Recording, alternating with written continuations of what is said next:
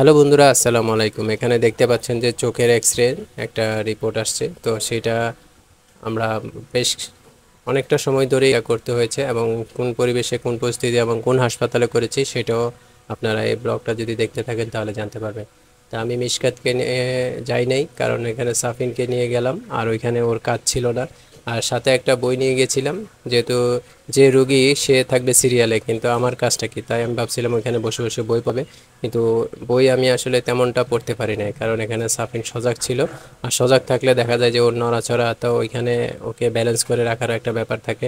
তা আমরা প্রায় দীর্ঘ 1.5 থেকে 2 ঘন্টা যাবত একবার এই রুমে একবার ওই রুমে এভাবে আমাদেরকে মানে দেখাচ্ছে। তবে অবশ্য প্রত্যেক রুমে কাজ আছে, কিন্তু যেহেতু একটা প্রাইভেট হসপিটাল তাই এটা বিভিন্ন রুমের মধ্যে ছোট ছোট কাজ আকারে ভাগ করে রাখছে, যেন এক রুমের মধ্যে সব কাজ একসাথে না হয়। তো এই হিসাবে সেট আপটা ভালোই লাগছে, কিন্তু এখানে পরবর্তীতে শুনি যে এখানে ডাক্তার নেই, অর্থাৎ যে ডাক্তার দেখবে সে ডাক্তার নাকি এখানে নাই। উনি একটু দূরে, একটু আধা ঘন্টা পরে আসবে। এই ব্যাপারটা হচ্ছে, এখন ওনাদেরও হয়তো ব্যস্ততা আছে, খাওয়া দাওয়া করতে হবে, কিন্তু আমরা গিয়েছিলাম 11:30 12টার দিকে। তো ওই সময় ওনার খাওয়া দাওয়া ব্যস্ততার জন্য আমাদেরকে আর একটু লাইনে দাঁড়িয়ে থাকতে হয়েছিল। এটা একটু খারাপ লাগছে যে প্রাইভেট হসপিটালও ডাক্তার অ্যাভেলেবেল হয় না। এখন এখানে আসলে হওয়া উচিত ছিল, কারণ প্রাইভেট হসপিটালে ওনাদের ফিটাও একটু বেশি হয়, তারপরে ওনাদের সার্ভিস চার্জটাও বেশি। তো সেই হিসেবে থাকাই উচিত ছিল। তা আমি সাফিনকে নিয়ে মানে ঘুরছিলাম দোতলার মধ্যে। তো এদিকে দেখি যে মিশকাতের আম্মু এখানে এক্স-রে করাতে নিয়ে গেলেন। আর সামনে এই যে সিঁড়িটা দেখতে পাচ্ছেন, সেটারও একটা গল্প আছে। সেটা হচ্ছে যে এই প্রাইভেট হসপিটালে এই ধরনের মেকানিজম চলতেছে, অর্থাৎ এসির অবস্থা 12টা, এখান থেকে প্রচুর পরিমাণে পানি পড়ছে। তো আমি ভাবলাম যে দেখাই, প্রাইভেট হসপিটাল মানে যে এমন কোনো ঝামেলা হয় না, নিরিবিলি পরিচ্ছন্ন সব কিছু ঠিকঠাক চলে তা না। তো রিপোর্টটা নিয়ে আসলো এক্সরেটা, তো আমি ভাবলাম একটু ভিডিও করে রাখি।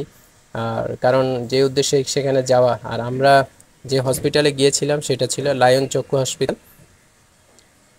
আর এখানে যতজন নাম দেখছেন, এখানে লাইফ ফাউন্ড মানে লাইফ মেম্বার লেখা, অর্থাৎ এখানে 100+ সদস্য আছে।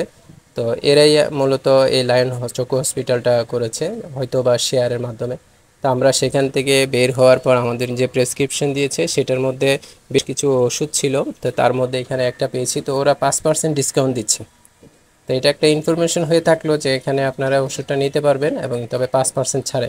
তো 5% আসলে আহামরি তেমন টাকা না, যেহেতু এটা প্রাইভেট, তো ওদের ফিগুলো একটু বেশি হবে, টেস্টের যে খরচটা সেটাও একটু বেশি হবে।